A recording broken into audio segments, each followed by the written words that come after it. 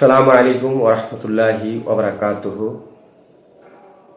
আমি মোহাম্মদ ওবায়দুর রহমান, ইসলামী আন্দোলন বাংলাদেশ পীর সাহেব চরমনাই মনোনীত ভোলা ১ সদর আসনের হাত পাকা প্রতীকের এমপি পদপ্রার্থী। আপনারা যারা আমাকে দেখছেন তাদেরকে ইসলামী আন্দোলন ভোলা ১-এর থেকে কিছু আহ্বান এবং দিক নির্দেশনা।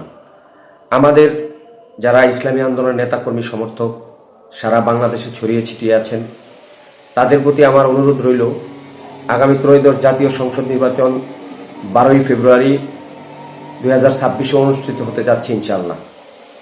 এই নির্বাচনে ভোলা সদর ১ আসন বাংলাদেশের মধ্যে একটি অন্যতম গুরুত্বপূর্ণ এবং দ্বীপ জেলা ভোলা ইসলামী আন্দোলনের একটি ঘাঁটি হিসাবে পরিচিত। আমরা এই আসনে প্রতিদ্বন্দ্বিতা করছি। আপনারা নিশ্চয়ই অবগত আছেন যে এই এলাকার মানুষ ধর্মপ্রাণ। তাবলিগ, সারসিনা, উজানি সহ চরমনাই ইসলামী আন্দোলন সকলে মিলে এই এলাকাটি ইসলামের জন্য উর্বর।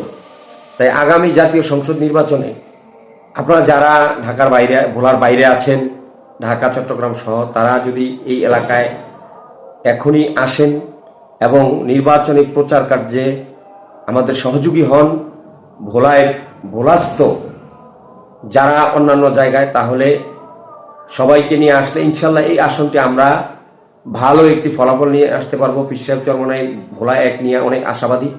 আমি আপনাদের কাছে প্রার্থী হিসাবে উদাত্ত আহ্বান জানাই, আপনারা আপনাদের কর্মস্থল থেকে কিছুদিনের জন্য বিরতি নিয়ে দ্বীপ জেলা ভোলায় এসে ইসলাম, দেশ ও মানবতার জন্য কাজ করুন। ভোলা ১ আসনকে বিজয়ী করুন। ধন্যবাদ। আসসালামু আলাইকুম।